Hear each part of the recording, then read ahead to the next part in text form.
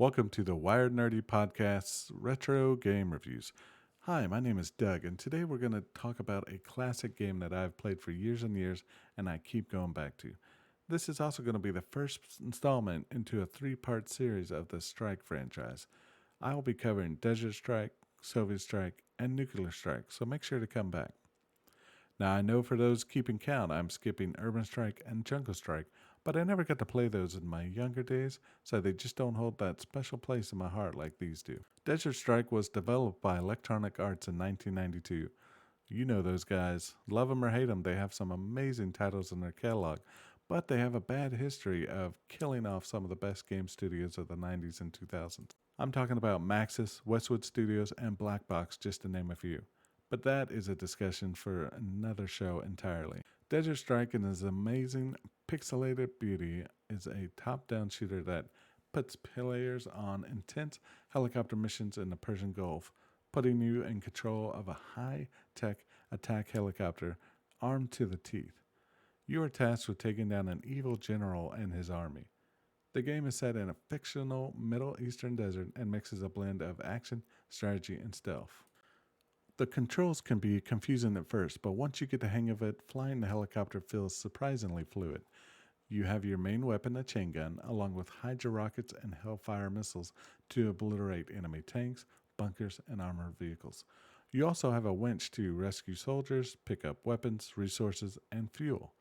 Make sure to look around the whole map because you might even find an extra life.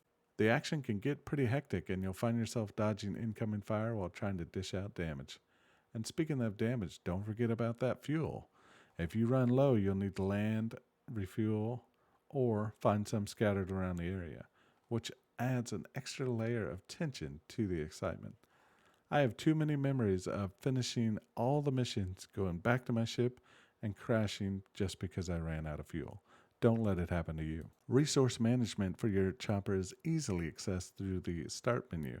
This will pop up a large map of the entire area, allowing you to check your location, current missions, ammo, armor, fuel locations, and much more, including stats on enemy vehicles and equipment.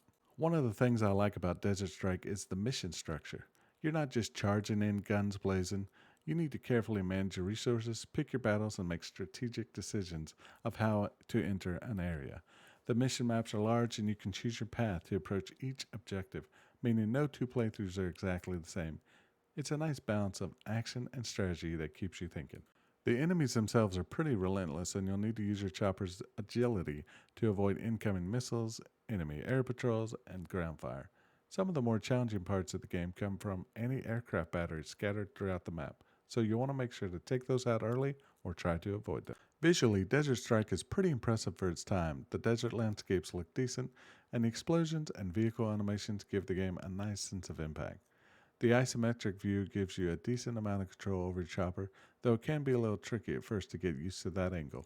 One thing that might frustrate some players is the difficulty. Desert Strike can be pretty unforgiving, especially when you're low on fuel and enemies are closing in. It requires precision timing and a bit of patience, but if you're up for the challenge, it's incredibly rewarding. My luck has been running into a building, spinning uncontrollably, and then getting shot to pieces. Don't let it happen. So if you haven't checked this out, make sure to pick up a copy at your local game store, retro convention, or if you're into them like me, fire up your Steam Deck and load up that ROM. So my final thoughts on the Desert Strike for the Super Nintendo is it's an absolute gem. It combines action, strategy, and resource management in a way that's still engaging today. While the difficulty might turn some away, the thrill of outsmarting enemies and successfully completing a mission makes it all worth it. So if you're into a military shoot-'em-up and strategy game with a lot of action mixed in between, you're going to love this one. Make sure to come back for my review of Soviet Strike. I hope you enjoyed this short review of Desert Strike for the Super Nintendo. Make sure to check us out for more reviews on YouTube. We also have a weekly podcast on all major platforms, as well as video format on Spotify and YouTube. Want to snag yourself some Wired Nerdy gear, or you just need a cup of joe? Make sure to check out our website on the comments below. As always, thank you so much for listening, and we'll see you next time.